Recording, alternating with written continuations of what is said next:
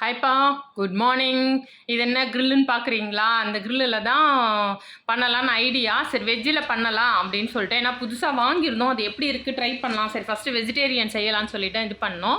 இது வந்து ப்ரோக்கோலி வாங்கி நல்லா சுடுதண்ணியில் வச்சுட்டு நல்லா கொதிக்க வச்சு தான் செய்ய போகிறோம்.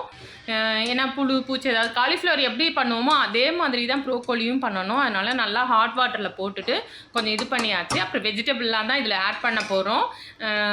ஃபஸ்ட் டைம் செய்யும்போது வெஜ்ஜே செய்யலாம் அப்படின்னு சொல்லிட்டு அடுத்த வாட்டி சிக்கன் ட்ரை பண்ணலான்னு சொல்லிட்டு கேப்சிகம் அதாவது குடமிளகாய் கட் பண்ணி எடுத்து வச்சாச்சு. மஷ்ரூம் கட் பண்ண வேணாம், நல்லா க்ளீன் பண்ணி வச்சாலே போதும். முழுசாக தான் யூஸ் பண்ண போகிறோம். ஏன்னா அந்த தந்தூரி அந்த கம்பியில் சொருகி தான் நம்ம ஃப்ரை பண்ண போகிறோம். இப்போ எல்லாத்தையும் நல்லா க்ளீன் பண்ணி எடுத்துக்கலாம். இது வந்து பன்னீர் ஹோம்மேட் பண்ணுவோம் எப்போவுமே. இப்போ திடீர்னு பண்ணலான்னு பிளான் பண்ணதுனால கடையில் வாங்கிட்டு வந்தாச்சு. பன்னீரையும் பெரிய ஸ்கொயராக கட் பண்ணியாச்சு. இது வந்து பழுத்த மிளகாய், பச்சை மிளகாய்னாலும் போட்டுக்கலாம். இஞ்சி பூண்டு, soya sauce, tomato ketchup, chilli இது எல்லாமே போட்டாச்சு. இதை வந்து வெளியே வச்சு செய்யலாம்னு சொல்லிட்டு ஃபஸ்ட் என்ன பண்ணால் ஒரு 4 சிரட்டையை அடுப்பில் வச்சுட்டு இதில் போட்டாச்சு. இது வாங்கும்போது இது கூட வந்து அந்த கறி துண்டில் அந்த இது கொடுக்குறாங்க. நம்ம வந்து அந்த சாக்கோலை அதில் போட்டுட்டு நல்லா இது பண்ணிக்கலாம். இது வந்து அது நம்ம போட்டோம்ல இஞ்சி பூண்டு சோயா சாஸ் அது கூட கொஞ்சம் தேவையான அளவு தயிர் சேர்த்துக்கலாம். அது வந்து நம்ம ரொம்பவும் கிரேவியாக இருந்தால் அதில் மசாலா ஒட்டாது, ஓடிடும். அதனால கொஞ்சம் கெட்டியாகவே நம்ம வந்து ரெடி பண்ணிக்கலாம். இது பண்ண ஆரம்பித்த நேரம் என்னவோப்பா கரண்ட்டு போயிடுச்சு. கிச்சனில் மட்டும் இன்வெர்டரில் லைட் எரிஞ்சது, பின்னாடிலாம் எரியவே இல்லை. ஆனால் வந்து அந்த தந்தூரி அடுப்பை கொண்டு போய் நாங்கள் பின்னாடி வச்சாச்சு. சரி இருட்டோடு இருட்டாக எடுக்கலாம் அப்படின்னு சொல்லிட்டு எங்கள் யாரையுமே எடுக்கலை.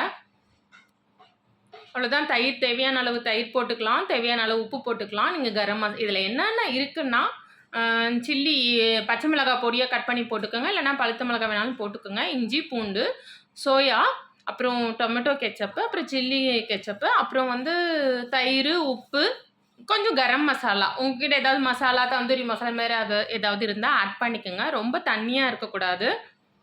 இந்த மசாலா வந்து அதில் நல்லா ஒட்டணும். சூப்பராக சிரட்டை அதில் கொடுத்துருந்தது. இது வந்து எவ்வளோன்னா 999பா, 999 ரூபா தான் ஆச்சு. சரி கரண்ட்டில் செய்கிறதோட இந்த மாதிரி தணல் போட்டு செஞ்சால் டேஸ்ட் இன்னும் நல்லா இருக்கும். இப்போ வந்து எல்லாத்துலேயும் மசாலா போட்டாச்சு. போட்டுட்டு இந்த மாதிரி கம்பியில் குத்தி நம்ம செய்ய வேண்டியதுதான். கரண்ட்டு போனதுனால நாங்கள் ஃபஸ்ட்டு இதை அப்படியே வச்சுட்டோம், வீடியோ எடுக்கலை. சரி இப்போ எடுத்தோம் நாங்கள். சரி ஃபோன்லேயே இது பண்ணி ரொம்ப டேஸ்டியாக ரொம்ப நல்லா இருந்தது. நீங்களும் ட்ரை பண்ணி பாருங்கள், ரொம்ப நல்லா இருந்தது. அவ்வளோதான்ப்பா, ஒரு சிம்பிளான வீடியோ தான் இது. உங்களுக்கு இந்த வீடியோ பிடிச்சிருந்தா லைக் பண்ணுங்கள், ஷேர் பண்ணுங்கள், கமெண்ட் பண்ணுங்கள், சப்ஸ்கிரைப் பண்ணுங்கள். அடுத்த வீடியோவில் பார்க்கலாம்ப்பா. பாய்.